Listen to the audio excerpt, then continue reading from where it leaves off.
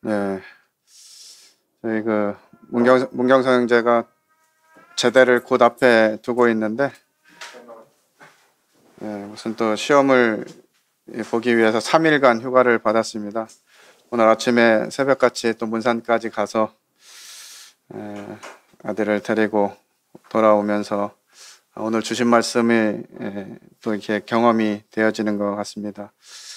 시험 보러 가야 돼서 성도들한테 인사드릴 시간이 없을 것 같습니다. 일어나서 격려 한번 하고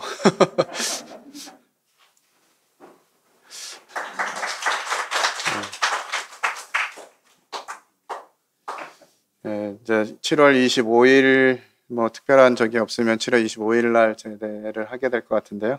남은 시간들 또 잘 보낼 수 있도록 기도 부탁드립니다. 오늘 말씀은 지난달에 저희가 서로서로의 원리, 우리는 함께 지체되었다 하는 부분으로 교제를 나누었는데요. 오늘 말씀은 서로 헌신하라 라는 주제로 함께 교제를 하도록 하겠습니다. 로마서 12장 10절에 있는 말씀 함께 읽도록 하겠습니다. 시작. 형제를 사랑하여 서로 우애하고. 사도 바울은 로마 교회에 이제 하나님이 그 유대인들과 또 이방인들과 교회 모든 사람들을 어떻게 사랑하셨는지, 그것이 법적으로 어떻게 하나님이 받으실 만한 사람들이 되었는지 하는 부분을 예수 그리스도 그분으로 말미암았다라는 설명을 1장부터 11장까지 하시고, 이제 12장부터는 이렇게 하나님의 은혜를 입은 사람들이 어떻게 살아야 하는가라고 하는 부분들을 말씀해 주시면서 12장 초반부에 형제를 사랑하여 서로 우애하라 라고 하는 말씀을 주십니다. 저희 자녀들을 주님이 주시고 결혼과 함께 생활하면서 참 하나님이 귀한 가정을 주셨다라고 생각이 듭니다. 아이들이 자랄 때 이렇게 보면 그 어린 나이에도 서로를 생각하는 이것이 얼마나 컸는지, 다른 집 아이들에게는 잘 보지 못했던 그런 장면을 저희 아이들에게는 가끔 봤어요. 특별히 이제 우리 경성이가 참 사랑이 많은 첫째 아들이었던 것 같아요. 동생들이 둘이나 있으니까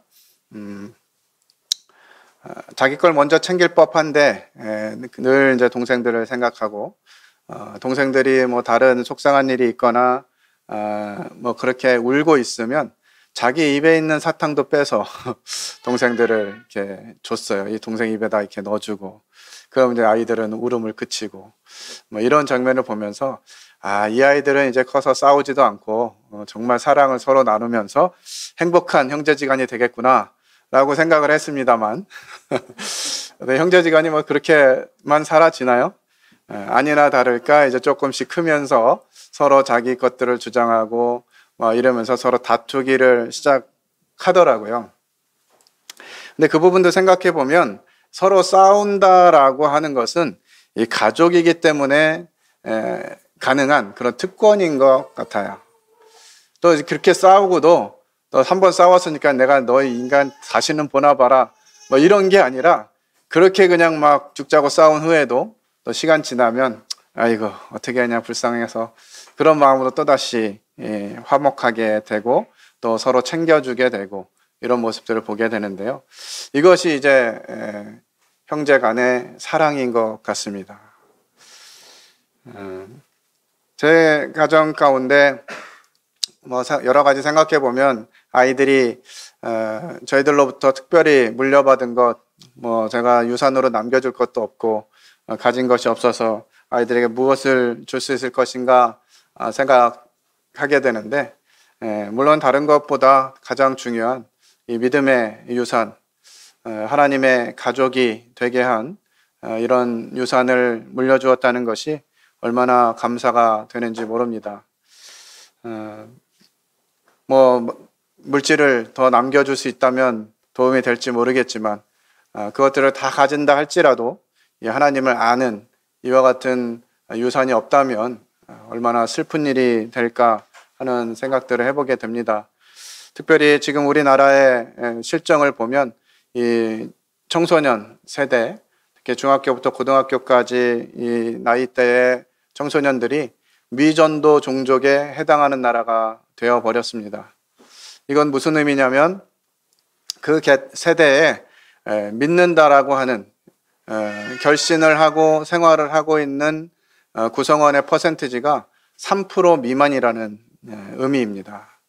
지금 우리나라의 중고등학교 아이들 중에 내가 하나님을 믿고 그 하나님을 믿는 가치관으로 살아간다 라고 고백하는 퍼센트가 3%가 되지 않는다는 거예요. 굉장히 슬픈 일이고 두려운 일입니다. 우리 자녀들, 하나님이 우리에게 허락하신 자녀들조차 하나님 앞에 세울 수 있다는 확신이 없는 그런 시대를 우리는 살아가고 있어요. 최근에도 성도 가정에 참 부모는 신실한 그리스도인이고 주님을 지금껏 잘 섬겨오고 있는데 그 자녀들이 믿지 않는 자들과 결혼하는 이와 같은 소식이 심심치 않게 들려오고 있습니다. 그런 과정을 통해서 자녀들이 하나님의 품을 떠나는 이와 같은 일들이 자주 벌어지고 있어요. 그런 걸 생각할 때 우리가 자녀들에게 물려줄 것, 과연 무엇을 물려줄 것인가 하는 부분들을 생각하게 되고, 교회의 미래를 생각할 때도 우리는 자주 어린아이들이 교회의 미래다 이런 이야기들을 자주 하는데 실제로 그것이 실행되는 교회는 많지 않습니다. 다음 세대 중요하고 어린이가 중요하고 그러니까 잘 투자해야 되는데 마음은 있지만 현실적으로 그와 같은 일에 투자하는 교회들은 많지 않아요. 제가 이제 어린이 사역을 하면서 많은 교회들의 형편을 듣고 평균적으로 이렇게 보면 특별히 모임은 더 열악한 것 같아요. 저희 교회는 그 부분에 있어서 예외이긴 한데 교회 재정의 5% 미만으로 교회 학교가 사용합니다. 그런 거 보면 마음은 중요하지만 현실은 중요하지 않은 것으로 여겨지는 영역인 것 같아요. 저희 교회도 주님이 허락하시고 또 성도들이 그 같은 부분에 마음을 두고 다음 세대를, 우리 자녀들의 세대가 하나님을 따라가는 다음 세대가 되어야 되는데 이 사사기 시대의 여호수아 이후의 시대들을 보게 되면 다른 세대가 되었어요. 하나님을 섬기는 것이 아니라 우상을 섬기고 자기 소견에 오를 대로 행하는 이와 같은 세대가 되어버렸습니다. 그 같은 부분들을 생각하면서 우리는 자녀들에게 무엇을 물려줘야 될 것인가 하는 부분을 다시 한번 생각해 보게 됩니다. 저희가 2021년 한 해를 시작하면서 닮음과 섬김이라는 큰 주제를 가지고 교제를 해오고 있는데 우리는 어떻게 예수 그리스도를 닮게 되었는지, 그것은 우리의 노력이 아니라 생명으로 태어난 것이기 때문에 우리의 노력이 아니고 주님이 우리를 낳아주신 그 원리에 의해서 다 닮게 되어 있습니다. 그러나 닮아가는 것 그리고 섬겨가는 것, 이것은 저절로 되어지는 것이 아님을 보게 됩니다. 유전자는 우리 주님의 유전자를 받았지만 주님을 닮아가는 것, 그리고 그 닮음을 가지고 하나님이 부르신 이 교회 공동체, 하나님의 가족을 섬겨가는 것은 저절로 되지 않는 것들을 살펴보게 됩니다. 하나님은 우리를 하나님의 가족으로 불러주셨습니다. 이 가족의 일원이 된다는 것은 사람들에게 일체감을 가진다는 의미입니다.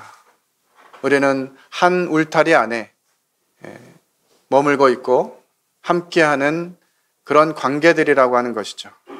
그것을 성경에서는 몸이라는 개념으로 많이 설명해 주고 있습니다. 이것은 그리스도인들이 서로 지체가 된 사실을 보여줍니다. 지난달에 저희들이 교제한 대로 저희는 나는 별로 중요하지 않아 라고 생각한다고 해서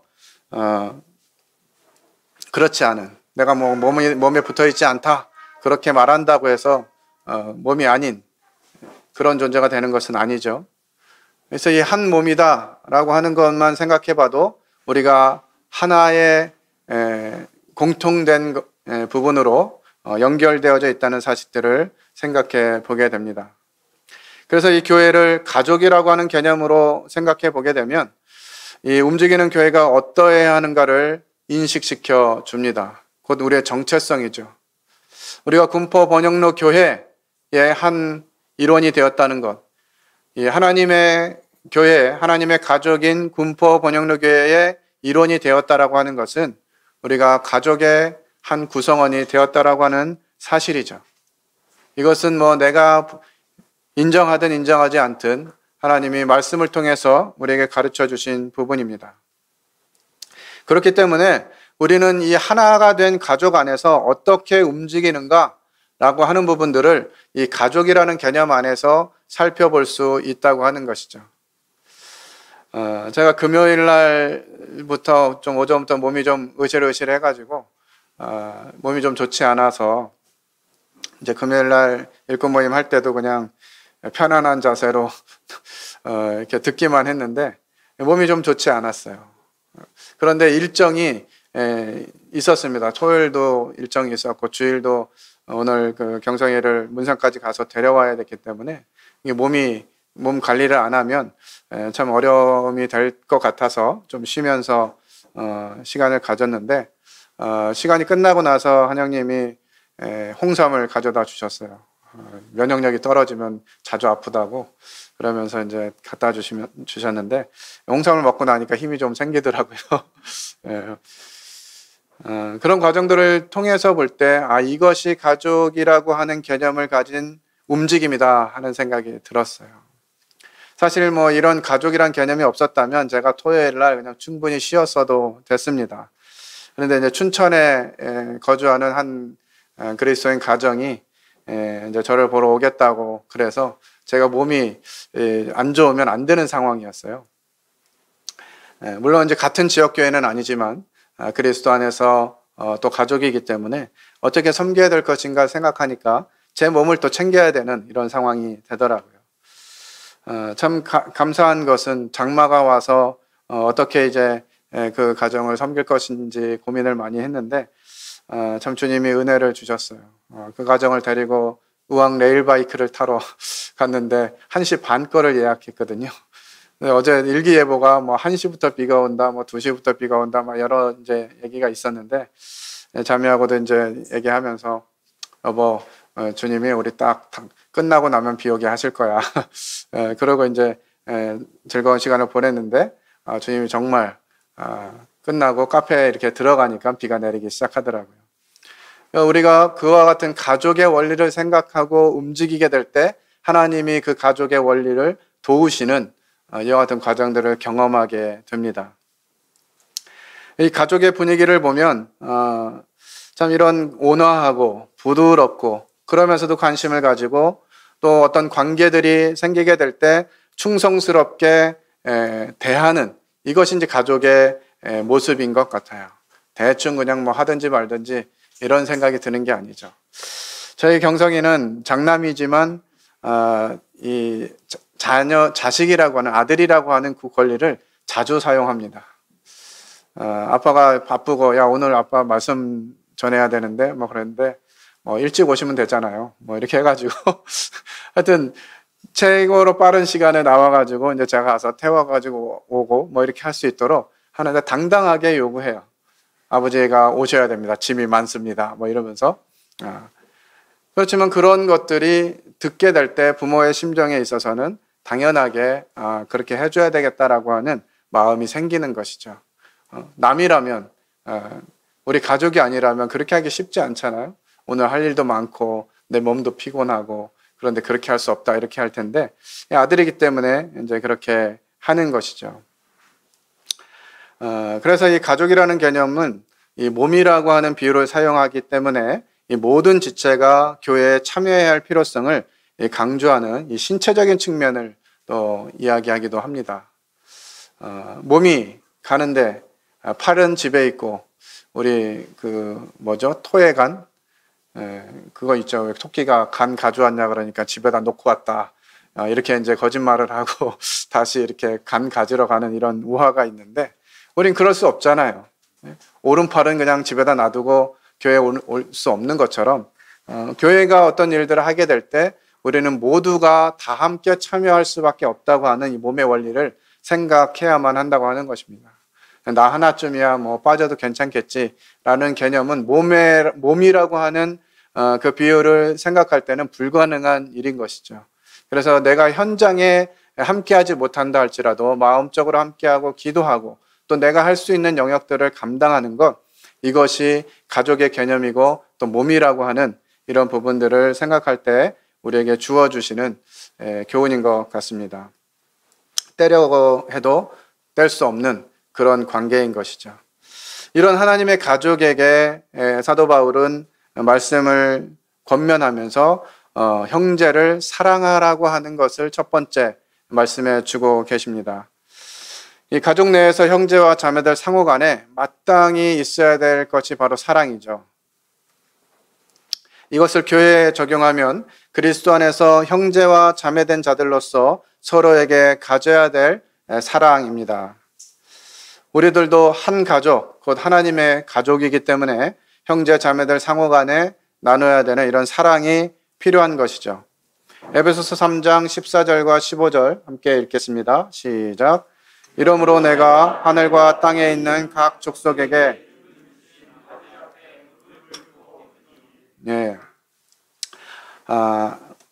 에베소서는 우리에게 교회에 대한 교훈을 주는 말씀입니다만 그 중에서 특별히 강조하는 것은 아버지, 한 아버지라고 하는 의미입니다. 우리가 다른 아버지를 모시고 계신 분이 계신가요? 여기 계신 성도님들 중에 우리 아버지는 다른 분인데 하고 이렇게 우기시는 분이 계신다면 이 자리에서 나가주셔도 괜찮을 것 같습니다. 우리는 다 한 아버지를 섬기고 있죠. 그래서 사도 바울도 동일하게 아버지 앞에 무릎을 꿇고 기도한다. 성도들을 생각할 때 한 아버지 밑에 있음을 기억하게 되는 것이죠. 여기 이제 형제들이라고 하는 표현을 보면 이것은 가족된 그리스도인을 지칭하는 것입니다. 신약 성경에 한 230회 정도 사용이 된 단어이고요. 이것은 동일한 모태로부터라는 문자적 의미를 가지고 있습니다. 그리고 이 단어는 가족에게만 사용되는 용어이죠.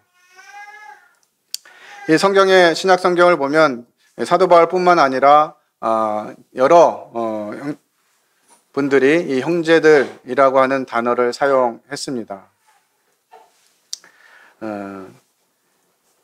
그리스도인들을 지칭할 때 형제라고 하면서 믿음의 동료들, 또 하나님 가족의 일원들, 그리스도 안에서의 형제 자매들을 의미하는 단어입니다. 이것은 우리 모두가 하나님의 영원한 가족 안으로 거듭나서 들어갔다는 의미이죠. 하나님으로부터 난 사람들이라는 의미입니다. 우리는 공통된 기업을 통하여 생명으로 서로 연결된 자들입니다. 아마도 하나님께서는 하나님께 우리가 갔을 때 우리를 평가하는 여러 요소들이 있겠지만 하나님이 한 가족으로 부르신 교회 안에 성도들과 어떤 관계를 맺어왔는지, 얼마나 서로를 사랑하고 섬겼는지를 우리들에게 주어지는 상급의 한 부분으로 사용하실 줄 믿습니다. 그렇기 때문에 우리는 이와 같은 하나님이 우리를 부르신 이 형제라고 하는 단어와 그 신분을 귀히 여겨야 될 줄로 믿습니다. 우리 에베소서 1장 5절 말씀 함께 읽겠습니다. 시작. 그 기쁘신 뜻대로 우리를 예정하사 예수 그리스도로 말미암아 자기의 아들들이 되게 하셨으니. 네. 지금 이 땅을 살면서 사실 저는 주님께 아들 되신 주님께 형님이라고 불러본 적이 없어요. 그냥 주님, 예수님 이렇게 불렀지만 우리가 주님 앞에 가게 되면 예수님을 형님이라고 부르게 될 것 같아요. 이 땅에서는 감히 잘 이렇게 못 부르는 이름이지만 예수 그리스도, 그분을 맏아들로 삼으신 하나님께서 우리를 그분의 아들들로 삼아 주셨기 때문에 우리는 예수 그리스도와 이제 친형제지간이 되는 것이죠. 그래서 예수님을 형님이라고 부를 날을 고대하게 됩니다. 이런 형제들에게 필요한 부분들은 바로 서로 우애하는 것입니다. 이것은 교회 안에서 형제 사랑과 가족적인 연관성을 한층 더 강조해주는 말씀입니다. 우애하고라고 하는 단어는 문자적으로 부모와 자식 그리고 남편과 아내 상호 간의 사랑을 지칭하는 단어입니다. 애정을 보여주다, 부드럽게 사랑한다는 말로 번역할 수 있는 그와 같은 단어입니다. 그래서 다른 번역본을 보면 형제 사랑으로 서로 온화하게 애정을 품으라 이렇게 번역하기도 했고요. 또 다른 번역본은 동료 그리스도인들로서 부드럽게 서로 사랑하라 라고 번역이 되어져 있습니다. 이것은 서로에게 헌신할 필요성이 있다라고 하는 것을 깨닫게 하고요. 왜냐하면 우리들은 피로 맺어진 형제들이기 때문에 그렇습니다. 에베소서 1장 7절에 보면 우리는 그리스도 안에서 그의 은혜의 풍성함을 따라 그의 피로 말미암아 속량 곧 죄 사함을 받았느니라 라고 가르쳐주고 있죠. 우리는 한 피로 구속받은 사람들입니다. 피로 맺은 관계, 이것은 서로를 위해서라면 무엇이든지 할 것이라고 하는 다짐이고요. 서로를 위해서 죽음까지 불사하게 되는 이와 같은 관계로 맺어지는 시작인 것입니다. 예전에 우리 드라마나 영화 같은 데 보면 국가를 위해서 자신들을 헌신하자, 우리 목숨을 바치자 이렇게 할 때 글씨를 쓰죠. 자기 이름을 쓰는데 뭘로 보통 씁니까? 피로. 이렇게 이게 입으로 깨문다고 피가 나는지 잘 모르겠습니다만 그렇게 해서 혈서를 쓰면서 이것은 정말 피로 맺은 관계들이다. 이거 안 지키면 죽음을 내어놓는 것과 같다라는 의미로 혈서를 쓰고 피로 언약을 하잖아요. 하나님께서도 우리에게 이와 같은 말씀들을 주시고 할 때 이 피로 언약하신 것입니다. 그래서 우리가 지체가 되었다, 하나님의 가족이 되었다, 한 형제 자매가 되었다라고 하는 것은 우리가 한 피로 맺어진 관계라고 하는 것입니다. 그래서 이런 관계를 맺은 그리스도인들은 서로 우애해야 되는데요. 하지만 이 그리스도인들이 구원받고 이 하나님의 가족이 되자마자 바로 성숙하는 것은 아니죠. 그리스도인들은 그리스도 안에서 어린아이로 시작해서 여러 단계를 거쳐서 성장하게 됩니다. 사람이 자기중심적인 패턴을 갖는 것은요, 미숙할 때 나타나죠. 어린아이들은 다 자기중심이에요. 세계가 자기중심으로 돌아가는 줄 알아요. 배고프면 밥 달라 그러면 밥 주고, 피곤하다 그러면 재워주고, 변을 봤다 그러면 치워주고 하니까 이런 미숙한 아이들은 온 세계가 자기중심으로 돌아가는 줄 알고 있습니다. 신앙적으로도 마찬가지겠죠. 자기에게 집중되어 있는 이 상태는 미숙한 상태에 있는 것입니다. 그래서 내가 과연 내 중심적인가 아니면 타인 중심적인가 하는 부분들이 내가 성숙한 사람인가 미성숙한 사람인가를 판가름할 수 있는 기준이 되겠죠. 우리가 성숙해 가면 이제 그리스도의 모습을 반영하게 됩니다. 사실은 이것이 하나님의 영광이라고 하는 의미의 본질이에요. 우리를 통해서 하나님의 모습이 나타나게 하는 것. 예수 그리스도 그분을 닮아가는 것이 나타나는 것이 하나님의 목적입니다. 그래서 우리는 어떤 사람들은 성숙할 필요도 있지, 다른 사람들은 많이 섬겨줄 필요가 있지, 이렇게 생각할 수도 있지만 이것은 하나님의 뜻을 제대로 이해하는 것이 아니죠. 우리가 하나님 안에 들어왔다면 우리는 성숙하는 과정을 통해서 예수 그리스도 그분을 닮아가고 그것을 통해서 다른 사람들을 위해서 사용할 수 있는 이와 같은 수준에 이르는 것이 하나님이 우리를 부르신, 특별히 가족 안에 두신 이유라고 할 수 있습니다. 성경은 이와 같은 부분들을 위해서 빌립보서 2장 3절 4절에 저희들이 어떻게 해야 하는가 하는 부분들을 말씀해 주고 있습니다. 함께 읽겠습니다. 시작. 아무 일에든지 다툼이나 허영으로 하지 말고 오직 겸손한 마음으로 각각 자기보다 남을 낮게 여기고 각각 자기 일을 돌볼 뿐더러 또한 각각 다른 사람들의 일을 돌보아 나의 기쁨을 충만하게 하라. 하나님께서는 이제 이와 같이 하나님의 가족으로 부름받은 사람들이 어떤 기준으로 어떤 모습으로 살아가야 될 것인가를 말씀하시면서 다른 사람을 자기보다 낮게 여겨라 라고 권면해 주고 있습니다. 그리고 각각 자기 일을 돌볼 뿐더러 이것이 미성숙할 때 나타나는 모습이라고 말씀드렸죠. 자기 일 돌아보는 거. 나와 관련된 일을 하는 거, 이것은 기본이라고 하는 것입니다. 그것이 되어야 다른 사람을 돌볼 수 있는 것이죠. 내가 살아가는데 허덕이고 있으면 다른 사람 돕는다는 것은 현실적으로 어려운 일입니다. 그래서 각각 자기 일을 돌아보고 이제 그것이 성장하게 되면 다른 사람도 돌아보는 이와 같은 과정으로 나아가는 것이죠. 그것이 주님을 기쁘게 하는 것이라고 성경은 가르쳐 주고 있습니다. 그래서 성숙하는 것, 이것은 내가 하고 싶으면 하고 안 하고 싶으면 안 해도 되는 그런 요소가 아니라는 것이죠. 하나님 우리를 가족으로 부르신 이상 우리는 그 안에서 성숙해 가야만 하는 것입니다. 그렇다면 이렇게 하나님이 부르신 이 가족 관계를 발전시키려면 어떻게 해야 하는가 하는 바를 살펴보겠습니다. 형제를 사랑하고 서로 우애하는 것은 저절로 되는 것이 아닙니다. 그래서 우리는 성경이 그러면 이와 같은 형제 사랑에 대해서 뭐라고 말씀하고 계시는가 하는 바를 신중히 살펴볼 필요가 있습니다. 데살로니가전서 4장 9절로 10절 함께 읽겠습니다. 시작. 형제 사랑에 관하여는 너희에게 쓸 것이 없음은 너희들 자신이 하나님의 가르치심을 받아 서로 사랑합니다. 너희가 온 마게도냐 모든 형제에 대하여 과연 이것을 행하도다. 형제들아 권하노니 더욱 그렇게 하고. 데살로니가 성도들에게 사도 바울은 형제 사랑에 관해서 쓸 게 없다 이렇게 말하면서 너희들 자신이 하나님의 가르치심을 받아 서로 사랑합니다 라고 말해주고 있습니다. 하나님께서 형제 사랑에 대해서 말씀하신 바를 그대로 좀 받아서 이 데살로니가 성도들은 서로 사랑했어요. 그리고 자기들뿐만 아니라 마게도냐 모든 형제에 대해서 그렇게 한다 이렇게 표현하고 있습니다.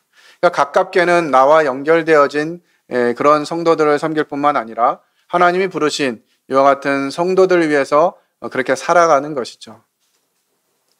저희 모임이 가지고 있는 장점들이 굉장히 많은데 그 중에 한 가지는 여러 지역교회 형편들을 듣게 될 때 서로 돕는다라고 하는 것입니다. 일면식도 없어요.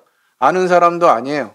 그런데 어려움이 있을 때 특별히 예배당을 건축한다거나 어떤 지역교회 성도가 병에 걸렸다거나 이런 얘기를 듣게 될 때 모든 성도들이 함께 기도에 참여하고 물질적인 필요를 공급한다고 하는 것이죠. 이게 얼마나 놀라운 일인지 몰라요. 하나님이 그와 같은 방식을 통해서 사랑을 베푸는 이와 같은 부분들을 보여주고 계십니다. 저는 이것이 그냥 이론이 아니라 실제다라고 하는 경험들을 주님이 여러 번 하게 하셨어요. 참 하나님은 이 놀라운 원리들을 가지시는 것 같아요. 제가 고등학교 아마 2학년 정도 되었을 때인 것 같은데 저희 가정은 많이 자주 들으셨지만 거의 산동네 시골 산동네에 완전 빈민가였기 때문에 메이커를 입고 신는다는 것은 거의 불가능한 일이었어요. 그렇지만 이제 다들 신고 다니고 입고 다니니까 한 번쯤 입고 싶었죠. 그래서 이제 나이키는 못 신고 나이스를 신고 다니고 아디다스는 못 입고 아디도스 이런 거 이제 입고 다니고 이렇게 한 것 같은데 언젠가는 한번 이제 강습회를 교사들하고 함께 가는 길에 제가 옷을 좀 얇게 입은 것처럼 보였는지 그 일꾼 형제님이 저에게 겉옷을 점퍼를 이렇게 주시면서 형제 추워 보이는데 이거 입고 가 하면서 이렇게 주셨어요. 근데 점퍼를 이렇게 딱 받아서 보니까 아디다스 점퍼더라고요. 야, 이게 웬 횡재인가 싶어가지고 한 번 입어보는 것도 되게 기분이 좋았거든요. 그 이제 강습회가 끝나고 이제 집에 갈 때가 돼서 형제님께 형제님 잘 입었습니다 하고 드렸더니 형제님이 그거 그냥 형제 입어 그러시더라고요. 이게 참 그동안 받아본 사랑 많았지만 이런 명품을 또 받아보다니 이런 마음을 가지면서 감사하게 잘 입겠습니다. 그리고 그 점퍼를 한 10년 정도는 입었던 것 같아요. 그러면서 형제님이 나를 많이 사랑하는구나 하는 부분들을 경험을 하게 됐고 나중에서야 이제 들은 얘기인데 제가 이제 참 고등학교 때 그 세상 친구들이나 학교 친구들과 어울리는 것보다 그냥 일꾼 형제님들과 함께하는 것들을 즐거워했던 것 같아요. 근데 이제 철이 없으니까 꼭 가도 밥대 가는 거죠. 예, 밥대 가가지고 밥을 얻어 먹습니다. 근데 그때 일꾼들은 정말 힘들었어요. 특히나 이제 아이들이 어려가지고 아이들이 뭐 1살, 2살 뭐 이런 때였는데 아이들에게 분유도 제대로 먹일 수 없는 그런 형편이었는데 제가 그런 걸 모른 채 그냥 꼭 밥대 가는 거예요. 그러면 이제 형제님이 저를 이제 밥을 먹이기 위해서 자매님에게 여보, 문형제 왔는데 저 라면이라도 끓여주세요. 이런 얘기하면 자매님이 그제서야 이제 마트에 라면을 사러 가시는 거예요. 그 라면을 뭐 3개, 4개 사와가지고 이렇게 같이 끓여 먹는 게 아니라 딱 하나 사오셔가지고 끓여서 저를 주십니다. 그러면서 형제 많이 먹어, 우린 먹었어. 이러면서 이제 저를 라면을 끓여 주시는 거예요. 근데 나중에 그런 이제 상황들을 들어볼 때 정말 분유값이 없어서 기도하는 그때였다라는 거예요. 그런데 형제가 오면 그냥 배고픈 거 아니까 어떻게 해서든지 라면이라도 하나 끓여서 먹이고 그렇게 저를 보내고 격려하고 사랑을 많이 베풀어 주셨어요. 그런 부분들 생각하면서 참 감사가 되고 나도 그렇게 베푸는 삶을 살아야 되겠다라는 마음들을 갖게 되었죠. 저희가 결혼하고 나서 계속해서 가정의 청년들을 초대하고 그들과 함께하고 이런 것들을 계속할 수 있었던 원동력은 그런 사랑을 받았기 때문에 가능했던 것 같아요.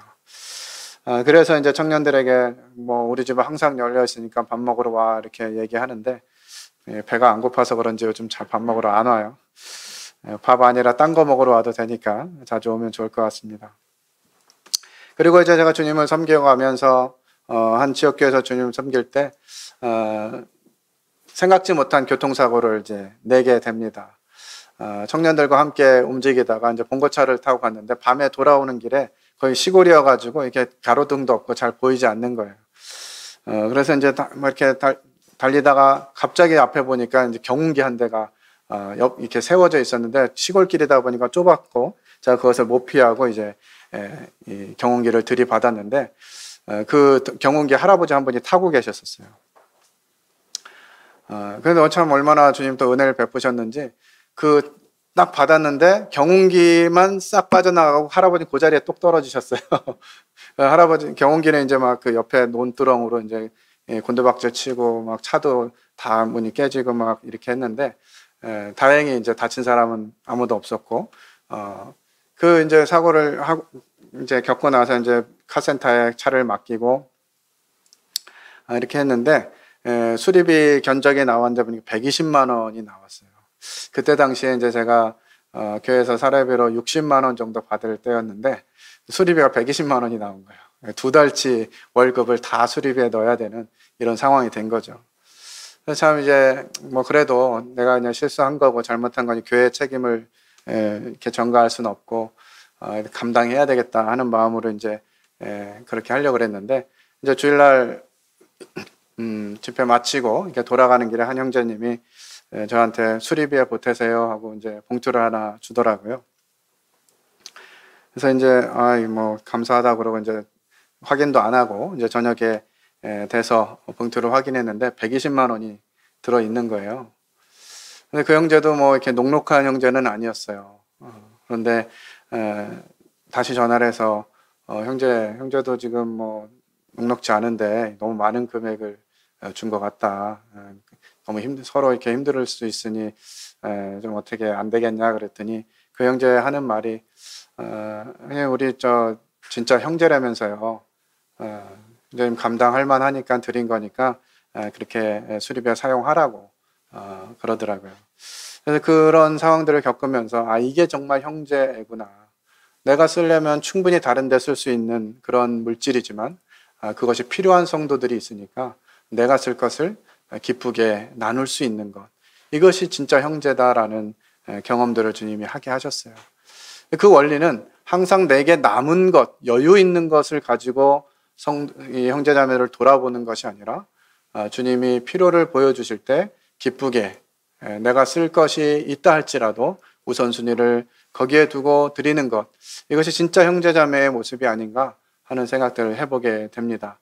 이것이 사도 바울이 이 데살로니가 성도들에게 칭찬한 서로 사랑하는 모습이라고 생각이 됩니다. 히브리서 13장에는 형제 사랑하기를 계속하고 손님 대접하기를 잊지 말라. 이로써 부지 중에 천사들을 대접한 이들이 있었느니라. 너희도 함께 갇힌 것 같이 갇힌 자를 생각하고 너희도 몸을 가졌은즉 학대받는 자를 생각하라. 우리가 살아가고 있는 지금 이 시점이 사실 물질적으로 풍요로운 이런 시대, 대한민국에 살고 있어서 이런 부분들이 현실적으로 적용하는 것이 참 쉽지 않아진 것 같아요. 예전에는 뭐가 먹는 거 하나 생기면 이거 누구 형제랑 같이 나눠 먹으면 좋겠다 이런 생각이 많이 났었거든요. 근데 요즘은 뭐 특별한 게 생겨도 성도들이 잘 생각 안 나요.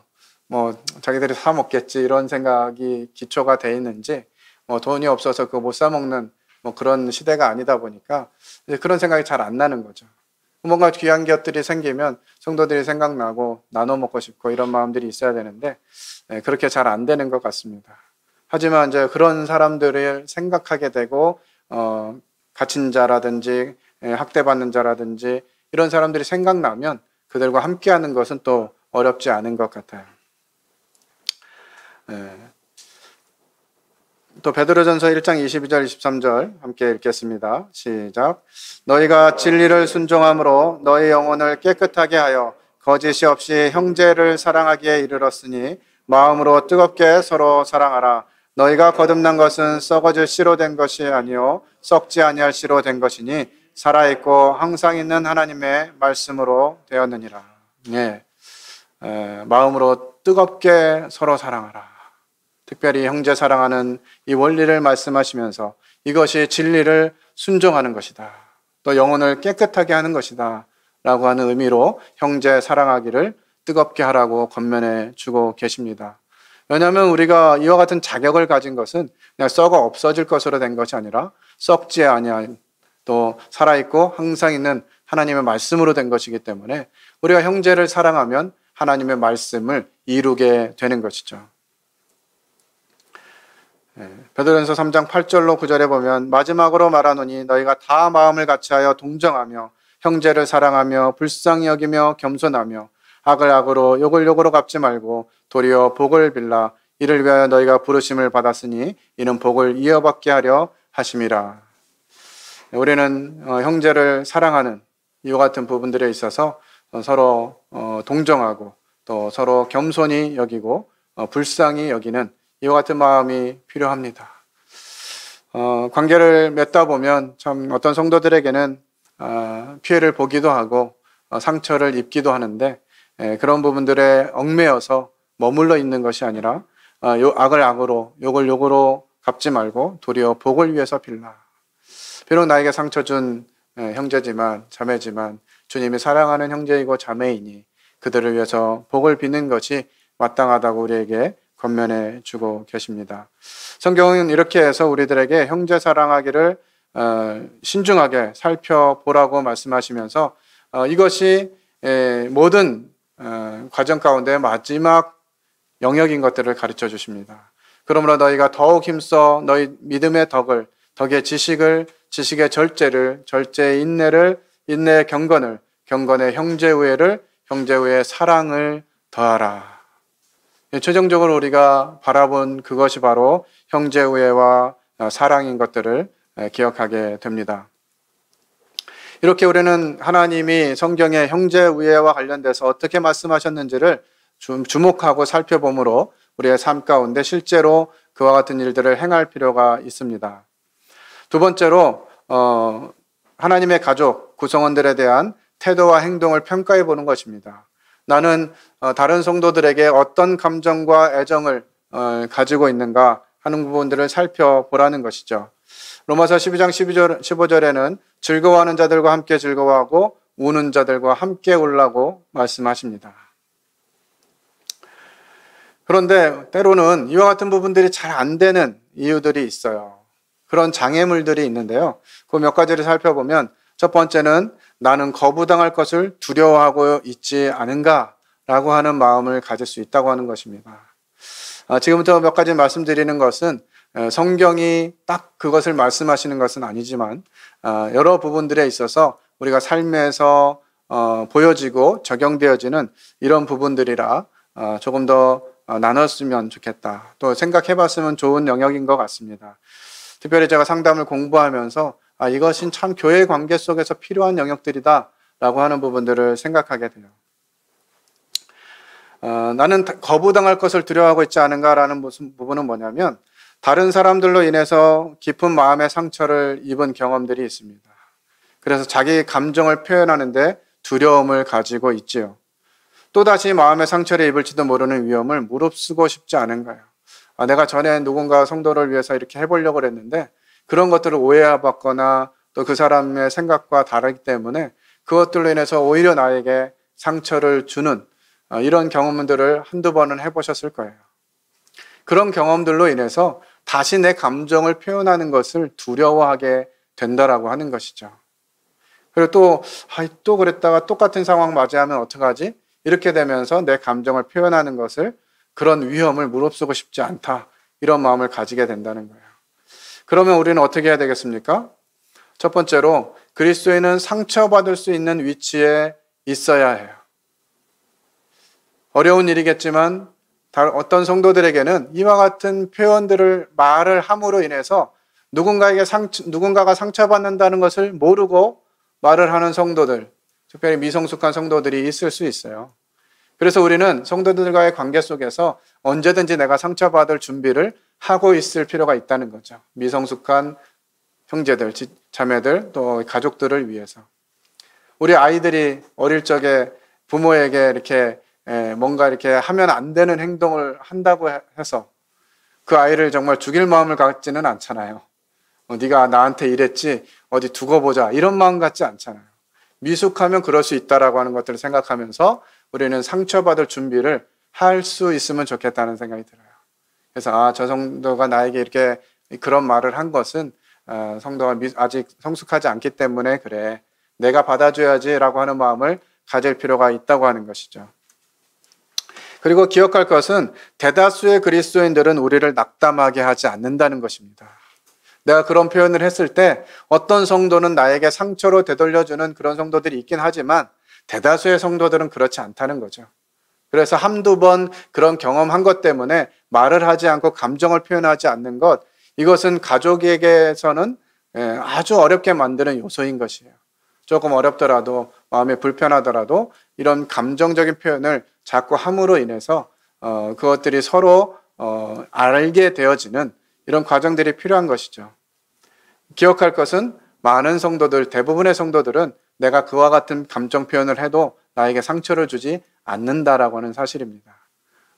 어떤 한두 사람에 의해서 그런 경험을 할 수는 있지만 대다수는 그렇지 않다고 하는 것이죠. 그래서 과거의 이스라엘인 경험 때문에 하나님이 주시고자 하는 가장 좋은 것을 놓치지 말라고 부탁드리고 싶습니다. 여러분들 마음 가운데 성도들을 향한 감정이 생기고 성도들을 사랑할 마음을 주시는 것은 하나님이 주시는 것이라고 확신해요. 그래서 여러분들이 그와 같은 것들을 표현하고 실행하는 데 있어서 과거에 내가 겪은 그 쓰라린 경험이 이와 같은 하나님이 주시는 좋은 것들을 놓치게 하는 그런 상황으로 사용하시지 않게 되기를 바라고요. 그래서 우리는 진리를 따라 행동할 필요가 있습니다. 하나님 말씀이 우리에게 그렇게 하라고 하셨기 때문에 그래야 되겠다라는 마음을 순종하라는 거죠. 두 번째는 나는 사랑이 결핍된 가정에서 자라나지 않았는가라고 하는 것이에요. 어떤 사람들은 가족 간의 사랑이 거의 결핍되어 있거나 혹은 잘 표현하지 않는 가정에서 자라난 경우들이 있습니다. 생각보다 많은 사람들이 이런 경험들을 했어요. 사실 가정에서 내가 특별히 사랑받고 성장했다라는 느낌을 가진 분들이 많지 않습니다. 특별히 이 산업 시대를 살아가는 과정 속에서 지금 40대, 50대, 60대를 살으신 분들은 가정에서 내가 특별히 사랑받는 기억이 별로 없으실 거예요. 왜냐하면 부모님들이 대부분 먹고 사는 일에 너무 바빠가지고 이 자녀들을 챙기고 자녀들을 이렇게 격려하고 그들을 정서적으로 돌보고 이럴 여유가 없었거든요. 대부분의 사람들이 잘 경험하지 못하고 현대를 살아가는 그런 젊은 세대들도 이런 문제들 때문에 각 가정에서 사랑을 받은 경험이 적은 이런 경우들이 많이 있는 것 같습니다. 그래서 자신의 감정을 마음속에만 눌러놓고 노출시키지 않는 그런 연습을 많이 한 사람들이 많다는 거예요. 교회 안에도. 그래서 이런 상황을 겪은 사람들에게 이 하나님의 가족이 된 다른 지체들을 대할 때도 그렇게 된다고 하는 것이죠. 사랑을 잘 표현하는 것이 서툴어요. 그래서 할까 말까 이렇게 이제 하게 되는 것이죠. 제 아내는 그런 부분에서 상당히 담대함이 있는 것 같습니다. 제 아내가 잘 만드는 게 뭔지 선생님들 아시나요? 예, 요플레를 잘 만듭니다. 뭐 그냥 시도 때도 없이 기계를 돌려요. 뭐 공장도 아닌 것 같은데 보면 이게 성도들을 나눠주고 싶은 마음이 있는 거예요. 근데 굳이 뭐 저거 사 먹어도 되고 뭐 저거 굳이 안 갖다 줘도 그거 뭐 다 사 먹을 수 있고 해 먹을 수 있는 시대인데 그걸 저렇게 하나 이런 생각이 드는 건데 그게 용기인 거죠. 별거 아닌 것 같지만. 그래서 이제 그렇게 해드리면 또 거기다 그릇에다 뭘 또 담아가지고 줘요. 주고받는 현물 속에 사랑이 싹 트죠. 그런 과정들이 필요하다는 겁니다. 이거 별거 아닌 것 같지만 내가 뭐 이런 것까지 해야 되나? 이런 마음이 들지라도 그것을 연습하면서 시간이 좀 필요하겠지만 한 번, 두 번 경험하면서 그것들을 해나갈 필요가 있다고 하는 거죠. 아버지에 대한 소극적인 태도가 하나님에 대해서조차 감정을 제대로 표현하지 못하는 경우가 있게 됩니다. 아버지가 무서운 분이시거나 또 나에 대해서 이렇게 애정을 잘 베풀어 주지 않은 그런 아버지를 겪으면 하나님 아버지도 왠지 그럴 것 같은 거예요. 그래서 오늘날을 살고 있는 우리 아버지들은 자녀들에게 하나님은 어떻게 하셨을까라는 마음을 가지고 대할 필요가 있습니다. 왜냐하면 자녀들에게 하나님을 투영하는 것이 실제 나의 육체의 아버지이기 때문에 그렇거든요. 그러니까 아버지가 용납이 없이 그냥 칼같이 맨날 뭐 잘못하면 무조건 혼내고 막 이렇게 엄하게 하면 아이들은 하나님도 엄한 분이라고 생각하는 거예요. 그래서 그 하나님께 마음을 내려놓기가 쉽지 않은 것이죠. 이런 경험들이 있으신 분이라면 믿을 만한 동료 그리스도인들에게 도움을 요청하시면 좋을 것 같아요. 내가 이런 말을 하면 저 성도님이 어떻게 생각하실까? 저 형제님이 어떻게 생각하실까? 이렇기 때문에 아무에게나 그런 얘기를 하면 욕먹을 수 있습니다. 내 아버지, 친아버지와 같은 그런 기질을 가졌거나 그런 경험을 가진 분들에게는 그렇게 될 수 있어요. 하지만 믿을 만한 그리스도인들, 성숙하신 그리스도인들을 찾으시고요. 그분들께 여러분들의 마음을 표현하면서 아버지는 그렇지 않으시구나 라고 하는 거예요. 가끔 청년들과 교제하면서 이 얘기를 형제님한테 할까 말까 고민 많이 했는데요. 그래도 하는 게 좋겠다고 생각했어요. 하면서 이제 여러 가지 얘기를 합니다. 그럼 이제 교제하다 보면 그렇게 뭐 대단한 문제도 아니에요. 그래서 이제 그런 부분들 잘 얘기하면 이 얘기하면 형제님한테 혼날 줄 알았어요. 이러는 거죠. 그런 부담 때문에 말을 못 하는 거거든요. 그런데 뭐 그거 뭐 혼날 일도 아니고 내가 뭐 너를 왜 혼내냐. 이런 이제 반응을 해주고 자꾸 들어주고 하다 보니까 이제 그런 기회를 더 자주 갖게 되는 것 같습니다.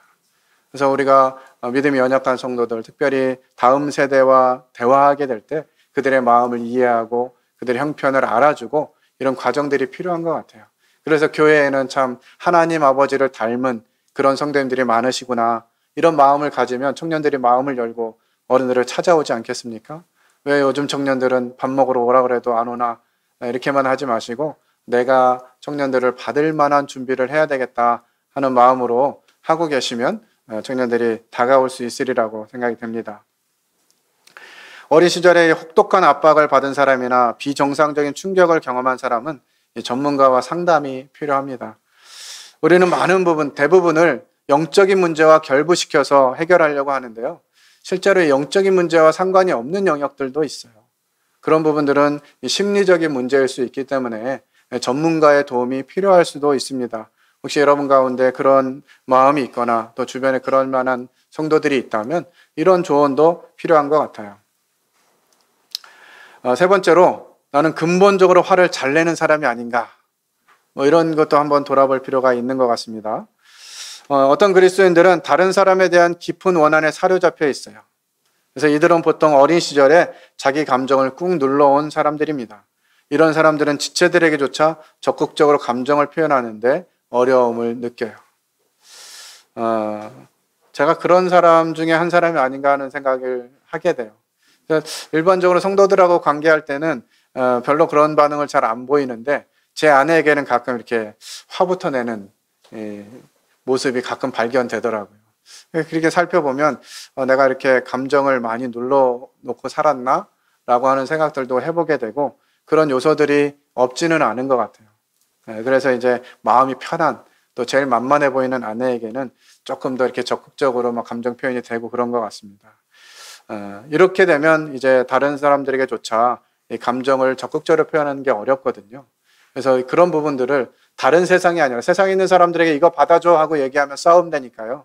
가능한 한 교회로 가져오셔서 교회 성도들과 이와 같은 부분들을 연습하시고 그럴 수 있다라고 하는 내용 안에서 자유를 좀 가지면 좋겠다는 생각이 듭니다. 나는 대부분의 시간을 나만 생각하면서 보내고 있지는 않나 하는 생각도 해볼 필요가 있습니다. 어떤 그리스도인들은 대단히 이기적이고 자기중심적이기도 해요.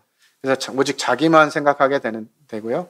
다른 형제들을, 다른 자매들을 관심 갖는 것 자체가 어려운 사람들이 있습니다.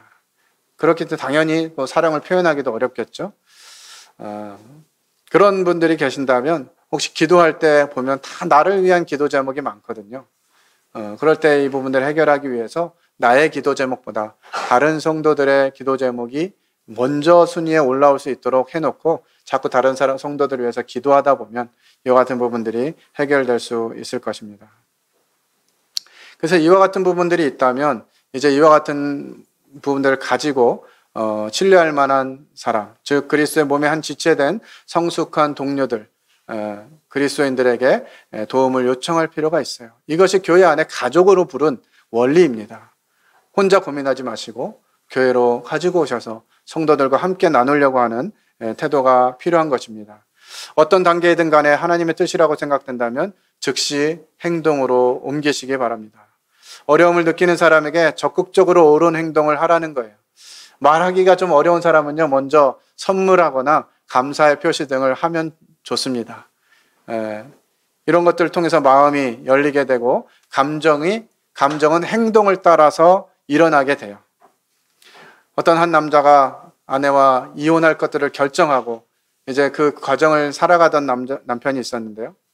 아내가 이제 나 당신하고 이혼할래 이렇게 얘기하니까 아내가 딱 한 달만 나에게 시간을 달라고, 그리고 한 달 동안 매일 출근하면서 나를 안방에서 안아가지고 현관까지 안고 가 달라고 그렇게 이제 부탁을 했습니다. 그래서 이제 남편은 뭐 한 달 동안 그거 못 해주겠냐 뭐 하면서 이제 그 일을 하기 시작했는데요. 이 매일 아침에 이제 아내를 안고 현관까지 가서 거기서 이제 인사하고 나가고 이런 과정들을 하다 보는데 어느 날인가 이렇게 아내가 좀 더 가볍게 느껴지고 그러면서 좀 애틋한 마음이 다시 생기면서 어느 날 이제 마음에 다시 다짐을 하고 내가 이 아내를 위해서 다시 헌신하겠다 이런 마음으로 이제 아내를 위해서 다시 돌아오게 됐는데 그날 이제 문을 열고 들어오면 내가 당신하고 이혼 안 하고 당신하고 같이 살 거야 이런 이제 말을 전하기 위해서 이제 집에 돌아왔는데 안타깝게도 아내가 병을 얻고 이제 세상을 떠난 그런 상황을 맞이했다고 하는 예화가 있습니다. 정말 이게 행동을 먼저 하게 되면 감정은 따라오게 돼 있고요. 그것을 통해서 주님이 주신 때에 그것들을 해볼 수 있는 기회가 있는 것이죠. 이것을 포기하면 평생 가족으로서 특별히 하나님의 가족으로 나아가게 되는 그런 경험들을 하기 어려울 수도 있을 것입니다. 눈에 보이도록 사랑을 표현하게 되면 결국 입으로 고백할 수 있을 정도로 사랑의 감정이 개발되게 될 것입니다. 마지막으로 하나님의 가족이라고 하는 시를 하나 읽어드리고 마치도록 하겠습니다. 나는 기쁘네 하나님의 가족이기에 나는 샘물로 씻김을 받았네 그 피로 깨끗해졌다네 우리는 이 땅을 걸어갈 동안 예수님과 함께 상속받는다네 나는 가족이기에 하나님의 가족이기에 당신은 듣는다네 이곳에서 우리가 형제자매라 부르는 소리를 그것은 우리가 한 가족이요 이들은 너무나 귀한 자들이기 때문이요 한 사람이 상처받으면 모두 운다오 그리고 이 귀한 가족의 승리가 올 때면 우리 모두 즐거워한다오 고아원 문턱에서 대궐에 이르기까지 한 사람도 버림받은 자 없이 나는 부른다오 새 노래를 거지로부터 부자에 이르기까지 약한 자로부터 강한 자에 이르기까지 난 이곳에 그냥 있을 수 없어 내가 모신 하나님을 찬양한다오. 예, 윌리엄 게더라고 하는 분의 하나님의 가족이라는 노래 후렴구입니다. 하나님 우리를 하나님의 가족으로 부르시고 이 군포 번영로라고 하는 한 교회에 우리를 두셨어요.